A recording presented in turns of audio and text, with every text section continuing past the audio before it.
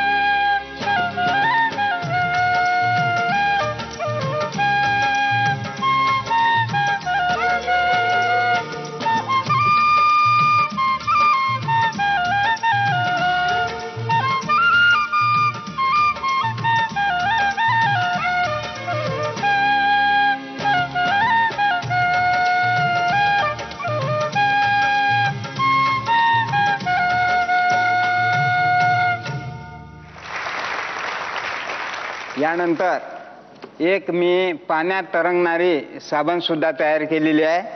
तर ती साबण अशी आहे, ही पाण्यामध्ये टाकली असता वर तरंगते आणि साबणी एवढंच तिचं वजन आहे आणि ही माझ्या कल्पनेने मी तयार केलेली आहे.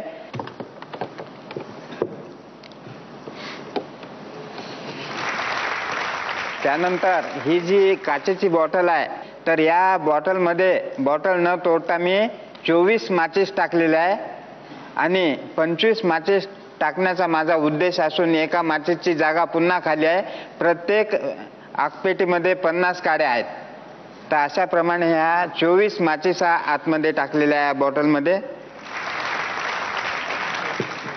त्यानंतर पाऊल पडते पुढे याचं एक डायरेक्शन म्हणून मी एक हरण, धावतं हरण काढलेलं आहे चलचित्र.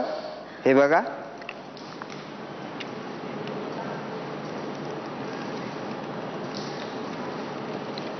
केसरी सोबत पाऊल पडते पुढे. त्यानंतर नुकताच मी वृत्तपत्राला सलमान खान विषयी एक हरण मारल्याची बातमी वाचली होती. त्यावर मी एक किस्सा तयार केला, तर तो ऐका. तो तुम्हाला समजू शकेल, परंतु तुम्हाला ती भाषा बोलता येणार नाही. एक अशी एक भाषा आहे, आपल्याच भाषेतील शब्द जमा करून मी ते तयार केलेले आहे. तर ऐका. सलमान खान हँडर मायसिन सडके केटॅकनी झोपसिंगेर अंगेर नभेती सुसाट कार पंचगुणा बेगेर भवती सलमान ड्रायव्हिंग नियंत्रण खोटू कार एंडा बेंडा अँड इन हलगर्जी पनेर गेट्या मायसिन पोलीस पंचनामा न भीती एक महान गरीब दासेर अनमोल मानव मुंडी चेंदा मेंदा अँड सेकंड टपऱ्या मायसिन घोडचूक सलमान खान हँडर उंगली उरवंती आचके उचके न पिचकाई खचके टच केतेस्ती बेधुंद बंदूक गोली सटक सीताराम टू पटक कांचन कस्तूर मुर्ग खलास इन ब्युटिफुल बबली जिंदा परिणामे एफे इन द्विगुनेर खटला केटॅकनी जालिम लोशन पेलाटनी सुल्तान पेस्टा टू सलमान खान इनमेशन in Bambai police station court नगरी and because there for 5 years सजा टू सलमान सख्त मजूरी इन जोधपुर जल नगरी बट आई रिक्वेस्ट टू रसिक सलमान प्रेमपुरी you are not tensionly in your super दिमागपुरी बिकॉज द इंडिया एडी लिंबू कायदा कलम अंतर नभेती सलमान सुटका इन जोधपुर जल नगरी टू तिसरा एम्पायर दंडाधिकारी इन हाय पॉवर बंबई नगरी. आणि तुम्हाला समजण्यासाठी इति वार्ता. त्यानंतर बस बस बस काका, तुम्ही कुठं चालले हो? तुम्हाला कसं मॅच करावं? बरं काका, मला एक सांगा, कुत्र्याचा काय किस्सा आहे? कुत्र्याचा किस्सा माझा असा आहे, कुत्र्याचा किस्सा आहे का की संतांनी, राष्ट्रसंतांनी, संत हे अगदी देवाजवळ असतात, तर संतांनी म्हटलेलं आहे की एक तरी असू दे अंगिकला. मी एकदा माझ्या गावी गेलो, एक कुत्रा ज्याचा मालकच नव्हता कोणी, आणि आपल्याला जशी भूक लागते तशी त्या कुत्र्याला सुद्धा लागली. म्हणून तो कुत्रा एका घरी गेला, त्या गृहस्थाने त्याला दगड मारला. दुसऱ्या घरी गेला, त्याने एक शेणाची गौरी फेकून मारली. एकाही ग्रस्ताने त्याला कुटकाभर अन्न खायला दिलं नाही. मला दया आली. पाठीला पोट त्याचं टेकलं होतं.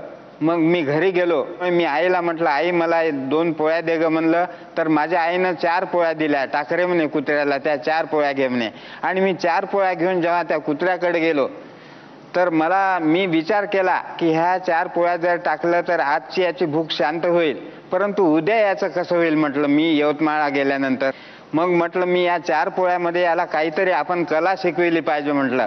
मग मी डाव्या हाताने त्याला एक पोळी चारली. त्याला भूक लागली होती, तो घ्यायला आला. रप्प दिशा उजव्या हाताने त्याच्या गालफाडीत मी मारली. नंतर तो मागे सरला.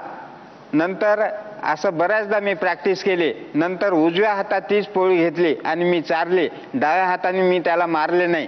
तर त्याला असा एक भात झाला 1-1.5-2 तासानंतर की उजव्या हातातली जर पोळी खाल्ली तर आपल्याला हा हात खाऊ देतो आणि डाव्या हातातली जर घेतली तर उजवा हात आपल्याला मारतो. म्हणून त्याच्यात असा एक चमत्कार झाला की तो डाव्या हातातली पोळीच घ्यायचा नाही आणि उजव्या हातामधली पोळी खायचा. नंतर मी गावात सांगितलं की हा कुत्रा खूपच कलाकार आहे म्हटलं, की उजव्या हातातली पोळी खातो आणि डाव्या हातातली पुरणाची जरी पोळी द्याल तरी तो खाऊ शकत नाही. मग संपूर्ण गाव चौरून पाहायला लागलं तर खरोखरच तो कुत्रा उजव्या हातातली खायचा आणि डाव्या हातातली खायचा नाही. आणि जेव्हा मी 3 महिन्यानंतर गावी गेलो, जसा काय त्याला डायबिटीज झाला काय अशी त्याची प्रकृती झाली होती. एकच कला मी त्याला शिकवली तर त्याचं जीवन एवढं सुदृढ गेलं की त्याला 3,500 त्याची किंमत सुद्धा आली. तशीच नितीन देसाई यांनी आम्हा कलावंताची एक किंमत केलेली आहे की जरी या स्टेजवर आपण हार जीत हे होणारच आहे, हारलो तरी आपल्याला एवढी काही कला आपली देशात प्रगट केली त्यांनी या स्टेजद्वारे की आम्ही आमचं जीवन एक सुंदररित्या जगू शकतो, की ही एक आम्हाला एक खूप मोठी देण दिलेली आहे. तुम्ही जे सांगितलं की संतांनी सांगितलंय की एक तरी असू दे अंगी कला, असू दे अंगी कला. तुम्ही त्या कुत्र्याला एक अशी गोष्ट सांगितलीत हुशारीने की ज्याच्यामुळे तो एक प्रकारचा आपण म्हणतो ना कला दाखवा आणि त्याच्यावर उदरनिर्वाह चालवा. तर तुम्ही ते एका कुत्र्याला दाखवलत, शिकवलत. याच्यापेक्षा मला असं वाटत नाही काही मोठं समाज प्रबोधनाचं काम आपण करू शकतो जे तुम्ही सहज केलेलं आहे. त्यामुळे तुम्ही त्या बाटलीत किती काडेपेट्या टाकल्यात ते मला असं वाटते तुम्ही ते बाटली फोडून टाकावीत, कारण का तुम्ही त्याच्या पलीकडचे आहात. हो, मला असं वाटते की या कुत्र्याच्या एका गोष्टींमुळे तुम्ही आमच्या मनात फार मोठं घर केलेलं आहे, ते रेकॉर्डच्या पलीकडचं आहे. तेव्हा तुम्ही नाकाने वाजवलेलं म्हणजे ती जी नळी होती, तर मला आता ह्याला तुम्ही काहीतरी एक नाव द्या. वसनिका. वसनिका आपण म्हणूया का जाहीर या कार्यक्रमावर या एका आपण तुमच्या या इन्स्ट्रुमेंटला नाव देऊया वसनिका. वसनिका वाजवली तुम्ही आमच्या समोर या कार्यक्रमात, त्याबद्दल तुमचे आभार.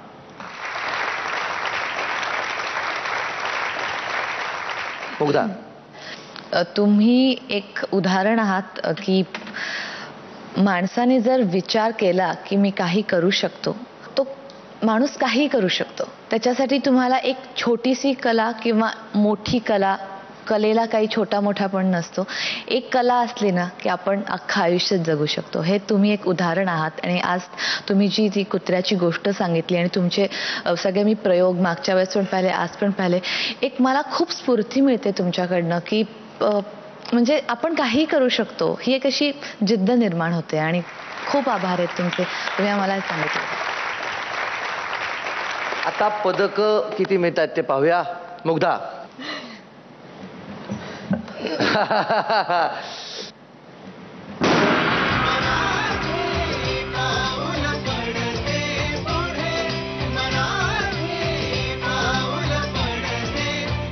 आनंद आहे. थँक्यू काका, थँक्यू.